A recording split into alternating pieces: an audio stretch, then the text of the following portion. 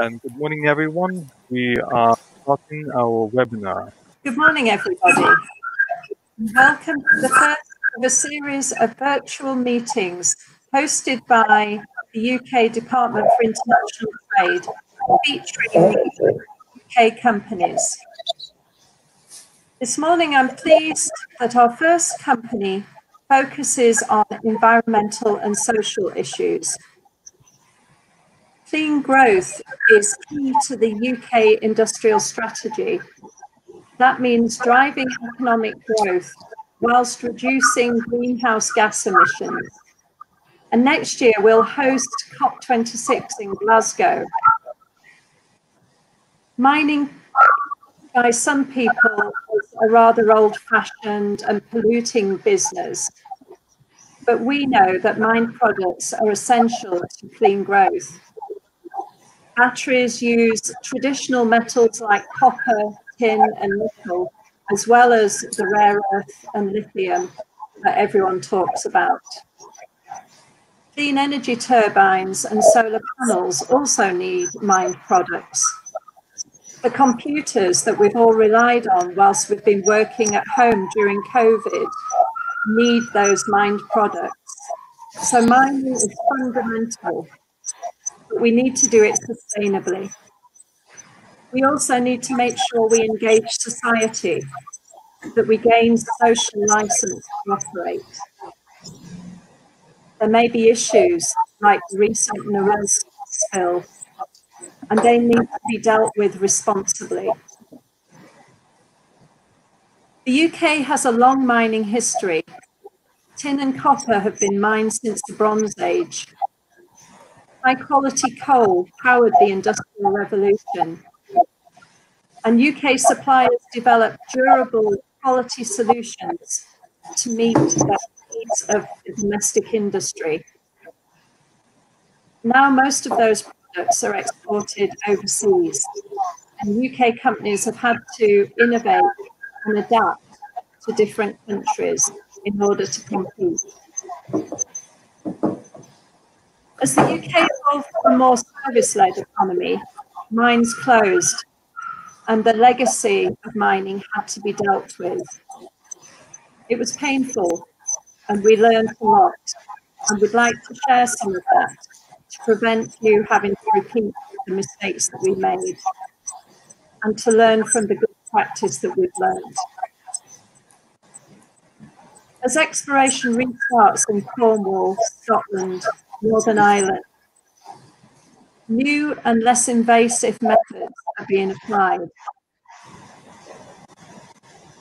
The Eastern Europe and Central Asian region is very rich in mineral resources and home to many world-class companies and deposits. The region is becoming increasingly conscious of environmental and social issues, with new mining codes and new environmental codes being implemented in the region. So we wanted to share an industry-leading company who focus on this field. ERM, or Environmental Resource Management, have solutions across the environmental and social value chain, including less invasive exploration techniques, environmental and social planning, water management, and mine closure. So I hope you find this and the following virtual meeting useful. And I'd like to hand over to my colleague Olga to introduce. Good morning, good afternoon, everyone. It's a great pleasure to be here today, and it's a great privilege to have our colleagues from ERM with us today, who will share their extensive knowledge, experience, and expertise. As most of you know, ERM is a global company who provide a number of various services which are closely connected to sustainable development. As Ross mentioned, health and safety, risk management, social aspects, and many others. And it is indeed a global company because it has an extensive network of offices around the globe. in 40 countries, and actually they also have offices in Russia and Kazakhstan. So that's why I'm pretty sure that most of you know the company, had an opportunity to cooperate with the company, or maybe working with the company at the moment, which is absolutely great. And colleagues from ARM operate in various sectors, and they have been involved in a number of exciting projects across the globe in various industries, such as oil and gas, mining and metals, power, pharmaceuticals, chemical, and manufacturing. And ARM work closely with their customers and clients across the whole process of the operations and projects, starting from strategy development, considering new markets, and go into change of strategy, go into ensuring improving performance results, and basically going to retiring of assets and planning legacy. And now I would like to introduce colleagues from ERM who will be speaking to all of you very shortly. I would like to introduce Geraint Bowden, who has a very extensive experience in working in mining and metals, power and brownfield projects, 30 years experience actually. He is now very much focused on mining and metals due diligence, legacy planning and assets closure. Then Geraint is joined by his colleagues Simon Tillotson, partner at ERM, and Alistair Fullerton, also partner at ERM. All of them will cover different aspects of environmental and social aspects today. And before I hand over to colleagues from ERM, I would like to mention that you will be able to raise any questions after each theme colleagues will cover during their presentation. You will also have an opportunity to ask your questions after the very end of the presentation. And after a Q&A session, you will have an opportunity to have one-to-ones and networking opportunities in a very special virtual room, which is reserved for these purposes. Instructions and link which will enable you to enter that special virtual room, you will be able to find under the broadcast screen. And I will touch upon it a bit later after the session is over.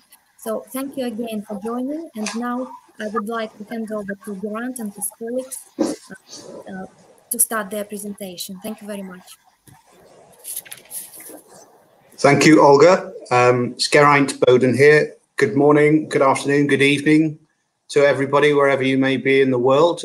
First, like to check that you can see the slide, the cover slide, and hear me correctly. So, Olga, let me know if I'm not coming through clearly. Thank you so much for attending this webinar, and thank you so much to colleagues in DIT for giving us this opportunity to speak to you, to Minex, Arthur and Irina for organising the delivery of this webinar, and to you all for turning up.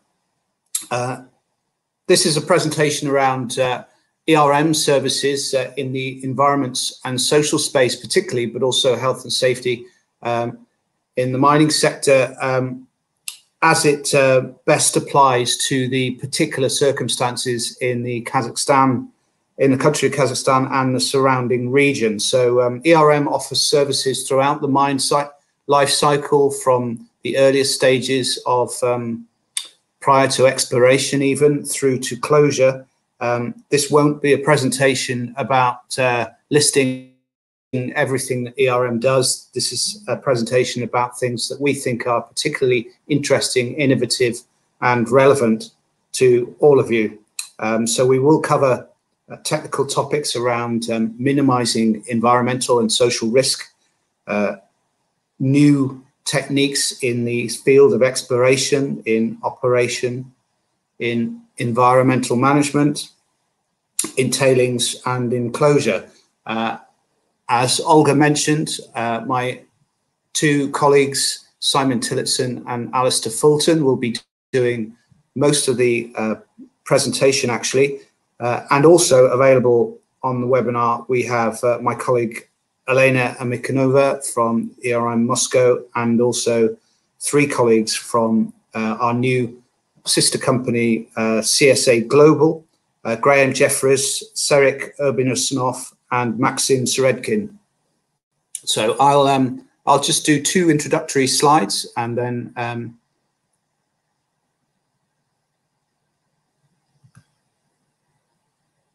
hand over to my colleagues. So this slide is a piece of context, really. It's a summary of some research work that ERM undertook back in 2008 to 2012. We then repeated that research in 2016 to see how the conclusions might have changed with time. And the main conclusion, the study work involved reviewing publicly available information on over 60 mining projects worldwide to determine the reasons for delays and why they might have actually been delayed. And this study work concluded that amazingly, or maybe not so amazingly, more than 50% of mining projects are not delivered on schedule. And when we repeated the work in 2016, the conclusions were even more stark.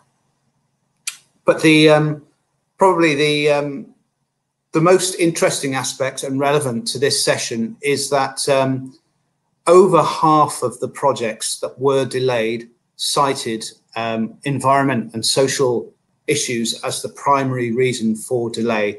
And in the inset into that slide, you can see a breakdown of some of those: stakeholder opposition, environmental concerns, permitting issues, and technical issues were actually in some ways less of a reason for delay. So addressing environmental and social matters properly at the outset of a project is of incredible importance to that project progressing and progressing to cost and schedule.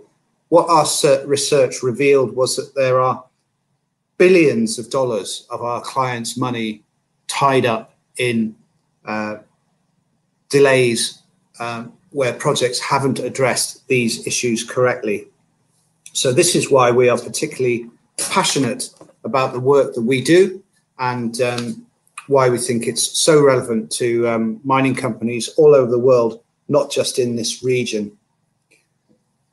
And turning to the region, I thought I would put a slide up showing our credentials. This is a summary of the projects that ERM has undertaken in recent years in Kazakhstan and nearby regions. And I won't talk through the slide in detail because I think it speaks for itself in terms of the visual on this slide. I also mentioned that we have a new sister company. Well, not quite so new, actually. It's now amazingly a year since CSA Global and ERM merged to form one single company. And CSA Global, you probably know, are deeply involved as a pure play mining consultancy in everything from exploration to resource evaluation to health and safety to operational improvement, incorporating scoping studies, PEA, financing, pre-feasibility study. And this is one of 2 slides which I've just included to summarize the incredible depth of experience that CSA also has in the region.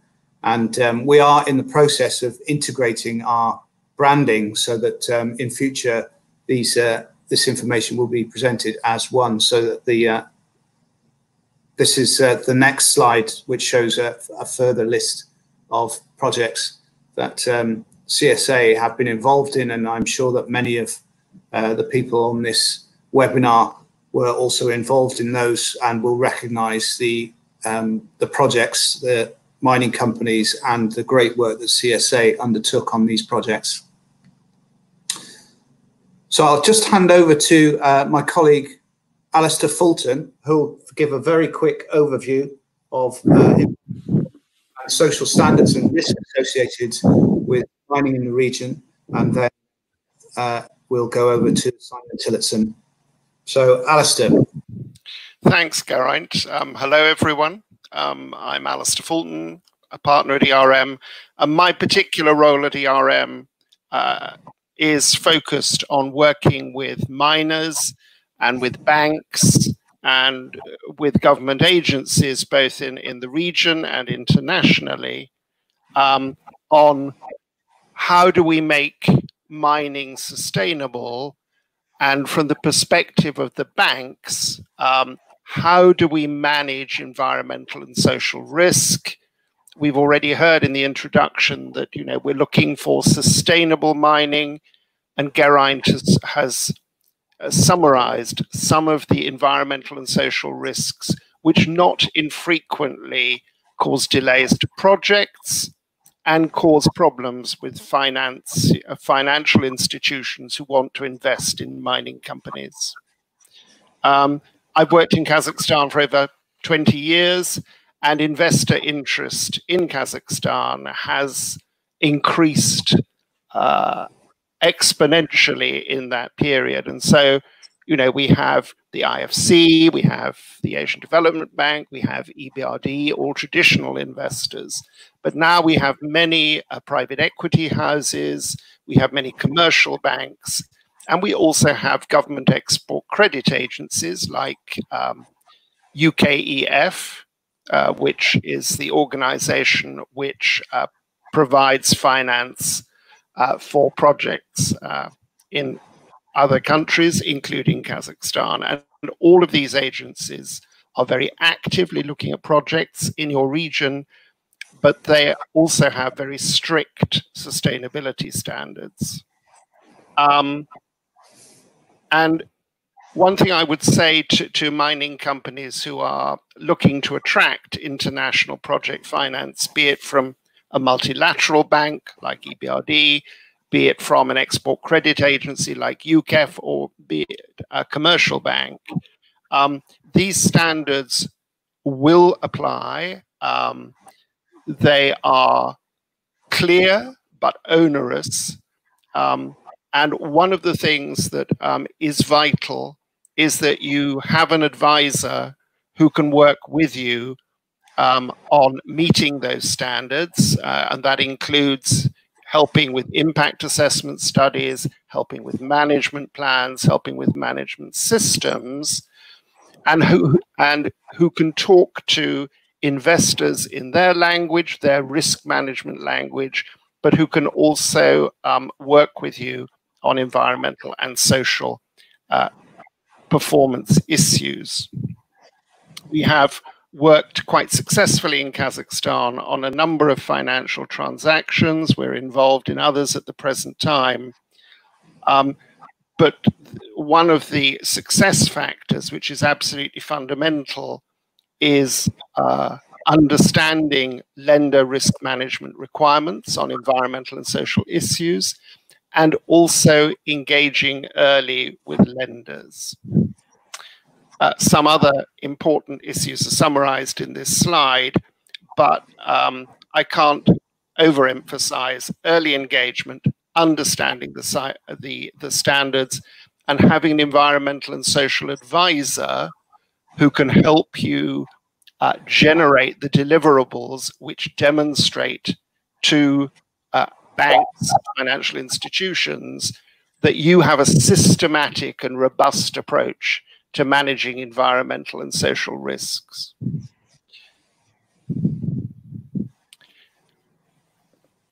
So in terms of the work we're doing with mining companies in Kazakhstan, in the region, there are a number of ways in which we find we can be extremely helpful, both in providing robust environmental and social support, but perhaps as critically, making sure that you can get your hands on investment money efficiently and effectively.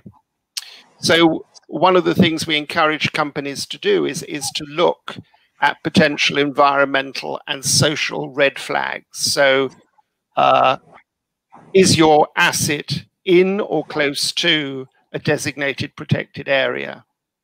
Is it close to communities? Will it involve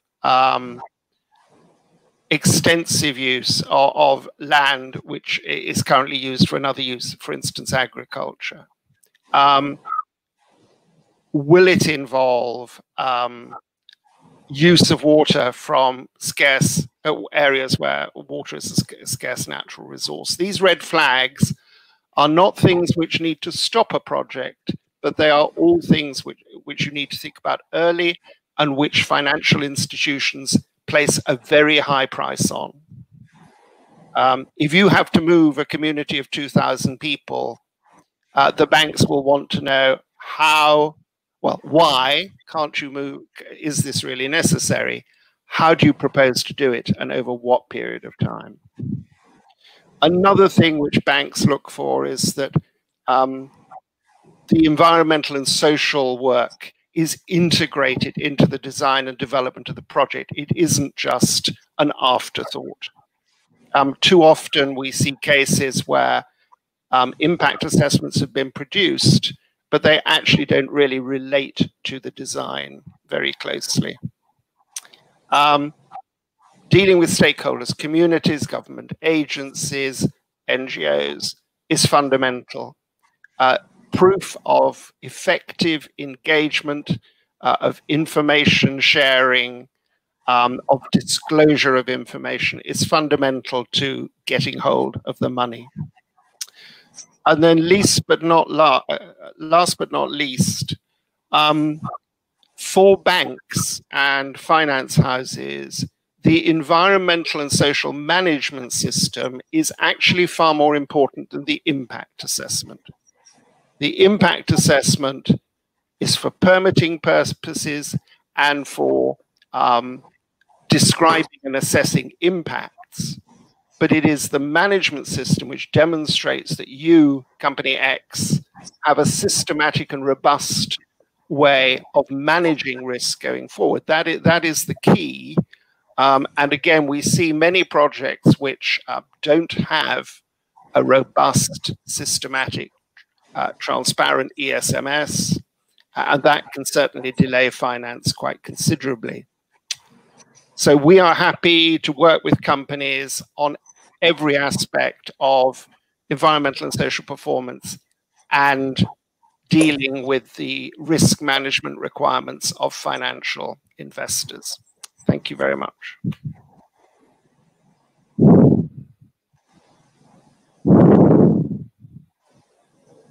Simon, I think. Yes, thank you very much. I was just getting my microphone back on. Good morning, good afternoon to you all, and thanks for taking the time to listen to our presentation and webinar. What I'm going to do is just touch on three different areas of the technical side of mining where we do quite a bit of work. I'm going to look at water and just elements around a catchment approach to water-related issues, to understand risks and issues from the earliest point and be able to design and understand them so that you're managing that whole issue around water and water scarcity over time. The second one is closure. That's increasingly becoming a big ticket item around as more and more mine sites come towards closure, and liabilities and risks and issues amount around them. And then finally, one of those issues is tailings, and nobody can be not aware of all the issues around tailings dam failures and some of the things that we're doing around that. So let's start with, if I can get this to work, there we go. Let's start with water. So what do we mean by catchment approach? So exploration and mining activities are under pressure for access to and the use of increasingly limited water resources. So that means that they're more sensitive to outside the fence line influences. So companies can't guarantee existing permits or water allocations will last unchanged throughout the mine life of mine. So companies often have a good handle on their site-wide water balance. But our approach puts that into a regional and catchment context, and identifies the risks and opportunities which are often not visible at the site scale. So how do you understand where the greatest sensitivities are? So it may well be that your mine site is the most efficient in water use that it could ever be, and yet it is still taking 90% of the available water in the catchment. How do you understand that? How do you know that? And how do you have a management around that?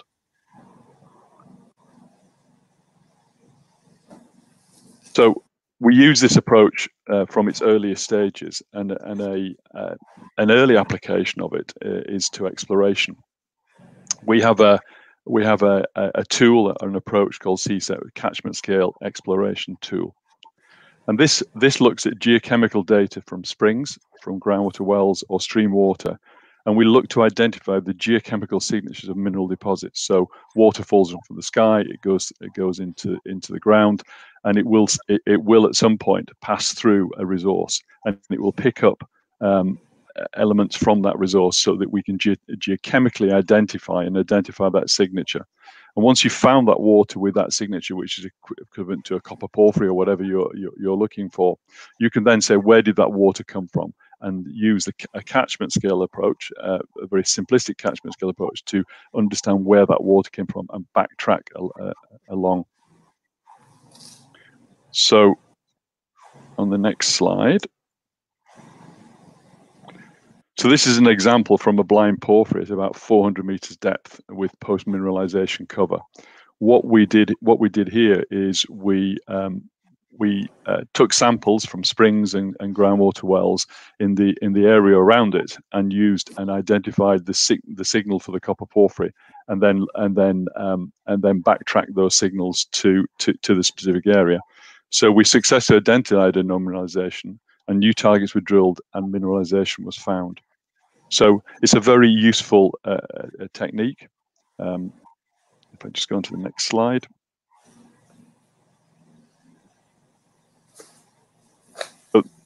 This approach actually can use existing water data sets, so it can be completely desk-based if the data is available. So in these days when accessing, going out and field work is more limited than it has been in the past, this is one area where we can actually use exploration monies to actually get ahead of the game in terms of targeting. So the tool can be used to generate new targets, to do confirmation drilling on expected targets, to really target in on those particular areas.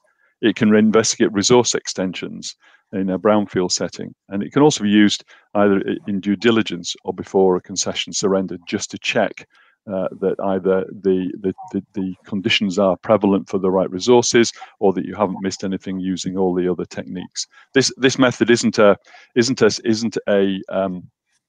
standalone. It links in with all the other geochemical and geophysical methodologies that are used. It's an extra layer of information, but it allows you to do things without necessarily having to go into the field to do it.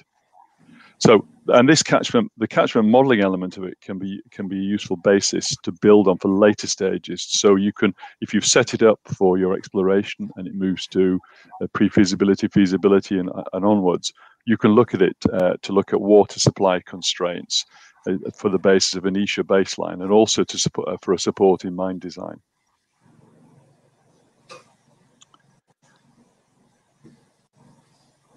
So the image here shows that the term catchment can be more loosely applied to understand the wide variety of stakeholders who may have an impact on or interest in your project. So understanding the water balance at catchment level helps identify these at all scales. ERM's tools provide readily comprehensible and defensible tools to engage with stakeholders. The concept is to approach the water as a shared resource, and I'll come back to a shared resource when I get onto closure in a minute or two. And sort of understanding the drives for current and potential future water stress around your operation is really important, so that you're able to have a positive influence on catchment water stewardship. We use this approach at one site where the client was unaware that the the movement of ore took a 50,000 population equivalent water supply from one catchment and took it to another catchment. And then when it was dewatered, the water was dumped into the sea rather than be reused, despite the fact it was in a very water stressed area. So not really understanding those elements leads you to create risks and issues for yourself, but actually also it can allow you to better mitigate risks and capitalize on the opportunities that are given by that wider understanding.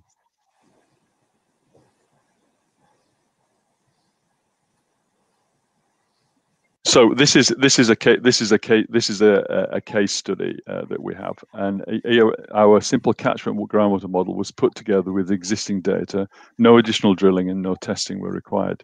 So it allowed the client on site to design an appropriate water dam. The original designs wouldn't fill and/or would have had a greater impact on existing users. Also, it used existing hydrogeochemistry to model water quality change of the dam, which had a significant impact on the plant design.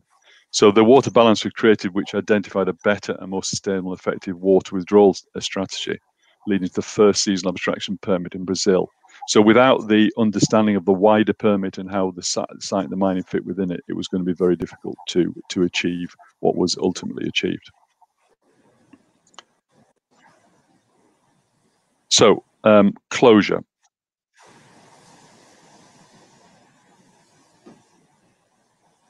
I think we would all recognise that closure is a material risk to mining companies, and that more and more the mining sector is beginning to better understand the potential total cost for closure. It is in the billions of dollars. You have, for example, Rio Tinto that is declaring $11 billion in its provisions around closure. And time and time again, as you look more and more and do more and more detailed studies on closure, the costs just seem to go up. And there's a growing realization that it's often unrealistic and very optimistic, and the other thing that is understood or is more and more understood is that the design and operation of a mining site does not bear any resemblance to or an understanding of the closure liabilities that are posed in closure. It's seen as somebody else's problem. And as with water, I think the better sense in this is to understand what everything you do in the design and the operation of a mine site, how will that affect closure and the closure provisions, and how you're actually going to manage those provisions and those closure as it goes on. Also, we see that more and more that closed sites are finding it very difficult to be relinquished. So mining companies are having longer and longer periods of time where they're managing the consequences of the operational issues and the designs of the site. So ongoing in perpetuity water treatment systems, management of rehabilitation areas for many years into decades. So is there a better way of dealing with this? I think what we have come to realize is that just in the same way as with water, understanding the setting of the site within the wider context is really important, because mine sites have been developed and created economies and communities and increase the socioeconomic value of the area in which they stand. If they then close and all of a sudden there is nothing to replace it, then the issues will mount in terms of social and economic and unrest and stakeholder concerns. So I think there is a need to move a conversation around mine closure and look at it within the regional context. So what can the site transition to that will maintain a socioeconomic value and create that value and help to reduce those liabilities. So we're looking at this as reimagining, repurposing, or unconstraining the thoughts that are around closure and how closure should be considered, and taking it from other sectors where successful regeneration and successful job creation, successful value creations have occurred, and where that's happened in all sectors, there's been a number of conditions for that successful regeneration, for creating the positive and lasting legacy. These are set out in this slide, and we've narrowed it down to six factors that we believe are important to be thought about within a closure context, irrespective of the sector, but is becoming more and more relevant to mining as liabilities and costs increase.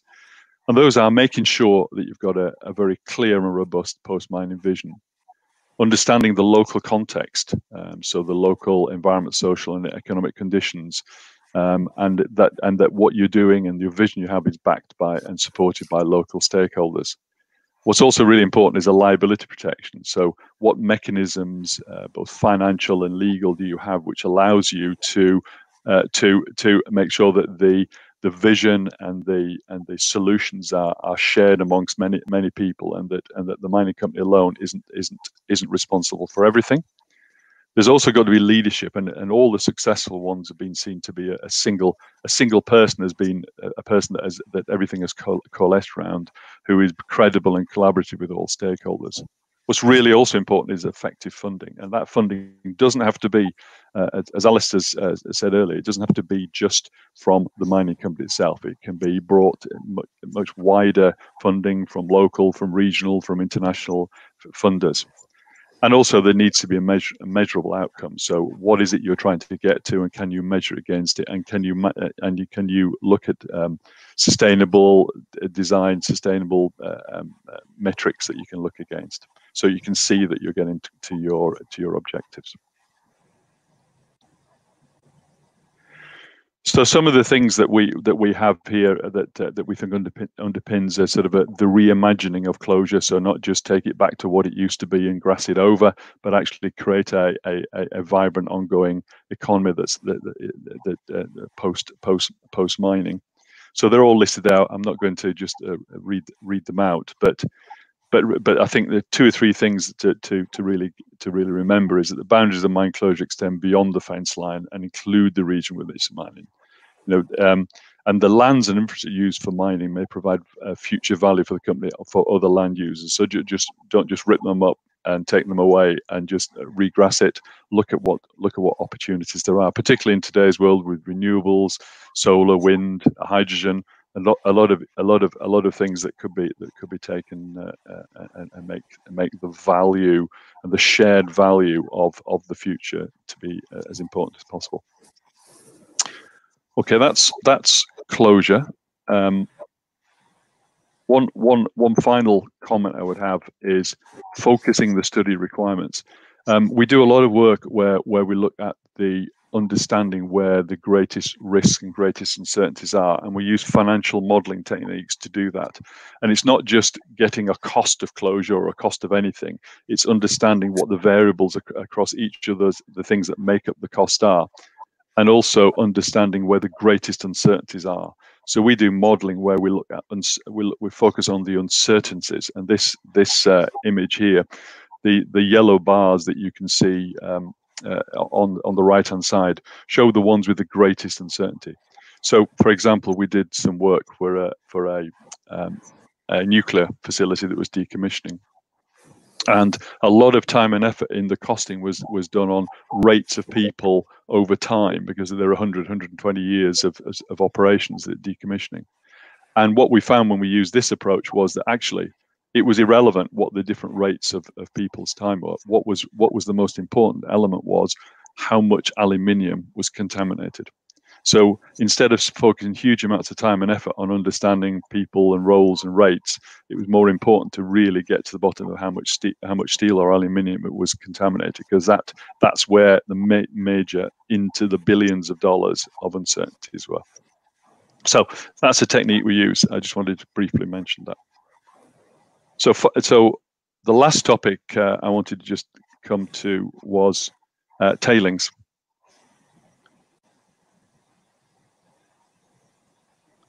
So, title of this is Tailings, Not Just Stability Analysis. So I just wanted to read a quote from the UN to you. It says, despite many good intentions and investments in improved practices, large storage facilities built to contain mine tailings can leak or collapse. These incidents are even more probable due to climate change effects. When they occur, they can destroy entire communities and livelihoods and remain the biggest environmental disaster threat related to mining. That's, I think we all recognize and acknowledge that.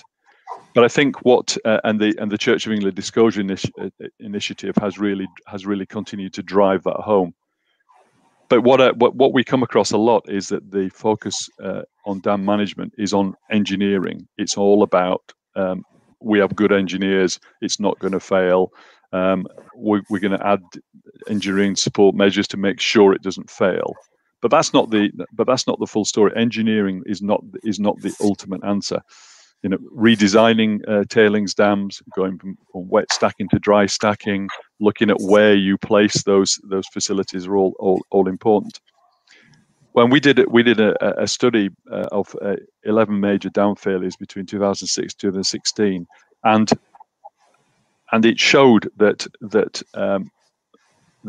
the organizational and human factors issues are contributing to failure perhaps just as much as engineering. So it's all very well you've engineered it, but are you managing it properly? Are the people that are monitoring and understanding it, are they understanding what they need to do, or are they being driven by other factors such as they've been told what to do and not to worry about certain things? So are there financial pressures or decision making, or operational leadership or competence issues which are driving it? So that's one element of it. And then the second element of it is that despite all of that, we get at least 3 dams fail every year. Mostly you don't hear about them because mostly they don't have any major impact. But when you do hear about them, that's when the impacts are driven. San Marco and Burdino, they are both creating potential liabilities for Vale in the billions of dollars, and yet both of those failures kill little or no people. And yet there are tailings dams all around the world where there are big settlements, cities, towns, villages that are all directly beneath the tailings dams. And also, do people understand what the natural and social capital around and beneath those tailings are? So, what we focus on is we focus on not only demonstrating that the stability of the dam structures, you know, so we acknowledge that whilst demonstrating the stability of dam structures is essential, but so is understand the consequence in the event of failure, both in terms of impact and financial consequence. As I said, San Marco showed that even with a relatively small dam failure, lives are lost and liabilities are in the billions of dollars. So the key considerations are set out on the risk and consequence of failure are set out in this slide. And we've developed techniques to allow companies to understand the risk and the consequence of failures in terms of both social and natural capital and the financial consequences of failure.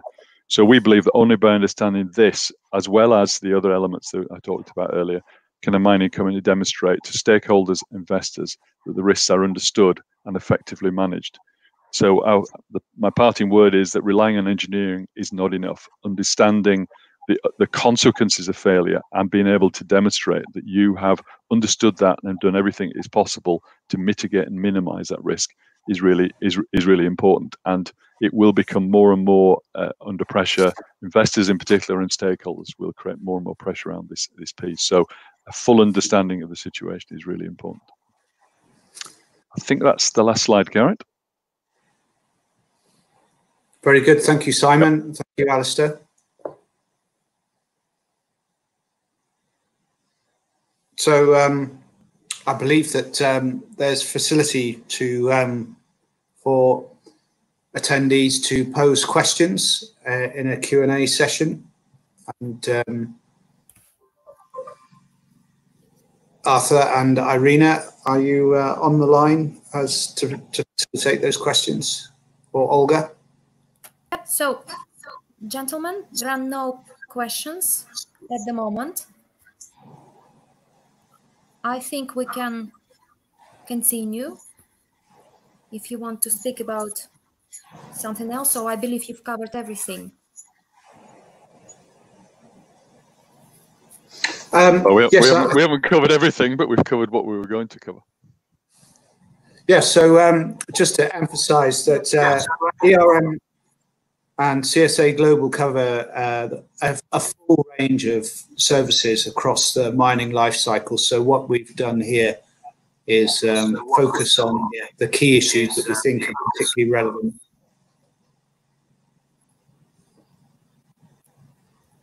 Sorry, I heard a voice then. Yes, hi. We got a question from Eldar Moldebek. Am I correct that through ERM we can attract investment for our deposits? So that's the question, yeah.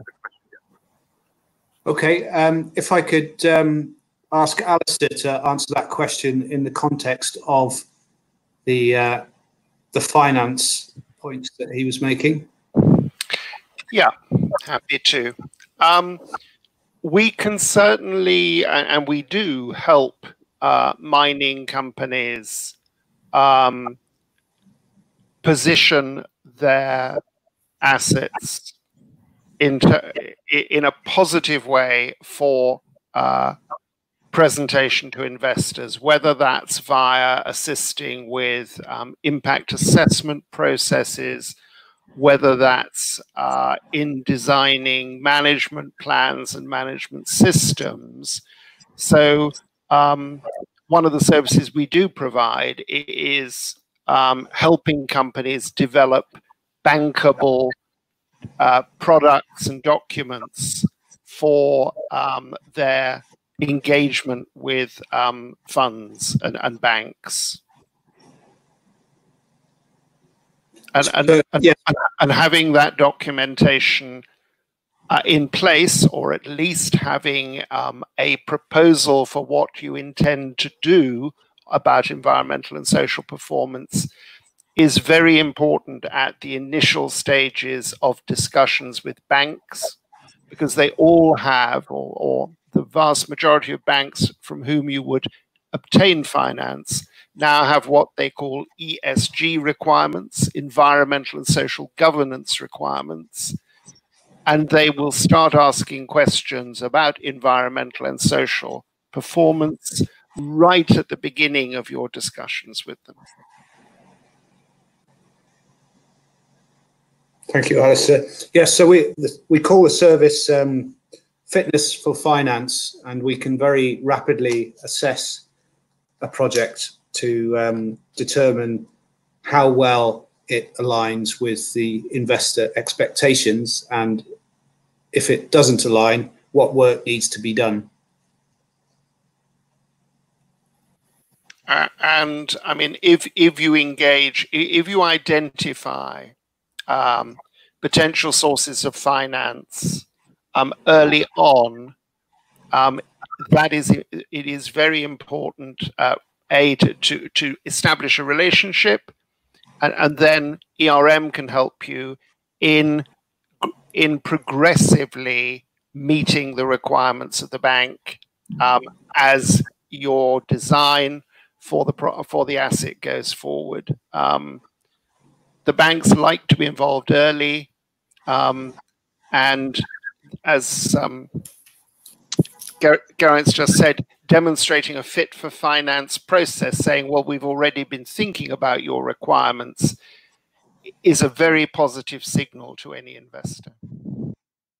Thank you, Simon. Thank you, Geraint. Thank you, Alistair, for answering the question. There is another question, I believe, from our colleagues from Mongolia. They're asking if it is possible to access your presentation and to get it by email. I know that you agreed to prepare a special presentation for all the participants, and then we would be very happy to circulate it among all the participants, if it's all right. Yes, absolutely. Thank you. Thank you, Geraint.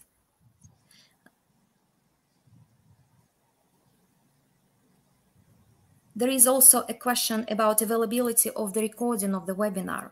I believe it will be available on this website, and colleagues from Minex can correct me if I'm wrong. Or we can also circulate the link, I suppose, to the recording. Okay. Are there any more questions, please? There is a question about uranium projects. Do you work with uranium projects? And what projects would be interesting for investing? I'm not sure if you understood the question correctly. So certainly, with we have experience with uranium projects, and particularly also our CSA global colleagues have considerable experience in uranium. And I didn't quite understand the second half of the question, though. It's about finance, I think, Geraint. I don't know if Alistair's got a comment on that. I think it's a similar comment, isn't it, to before?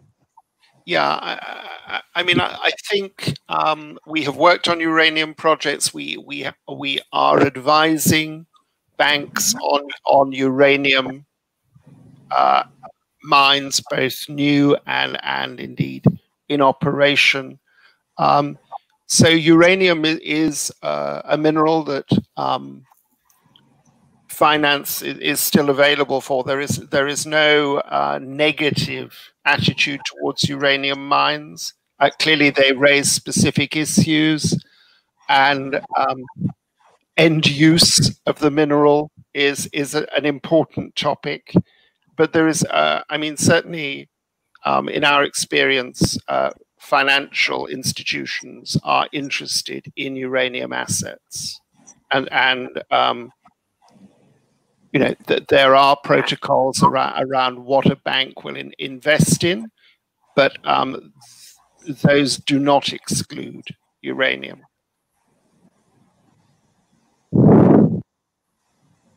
Okay, thank you. I hope we were able to answer your question, and if you would like more explanation or more details, please do let us know.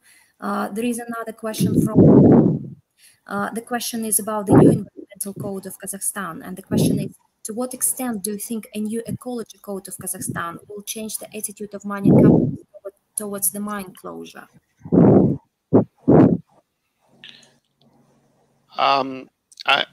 My understanding from the information I've been able to gain access to on the proposed revisions to the environmental code and the mining code is that although they are more onerous, I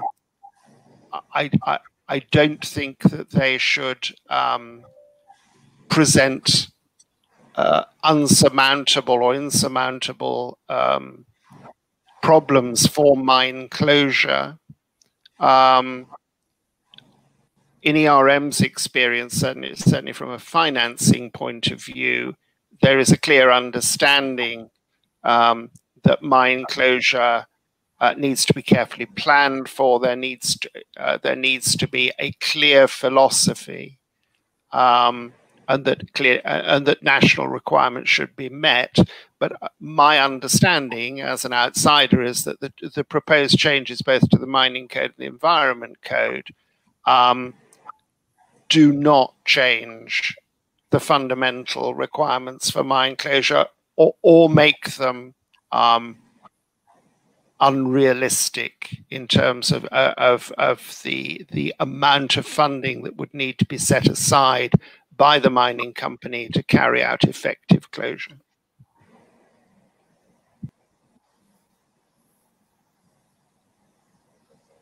Okay, thank you very much, Alistair. I'm just checking whether there are more questions. I think not at the moment.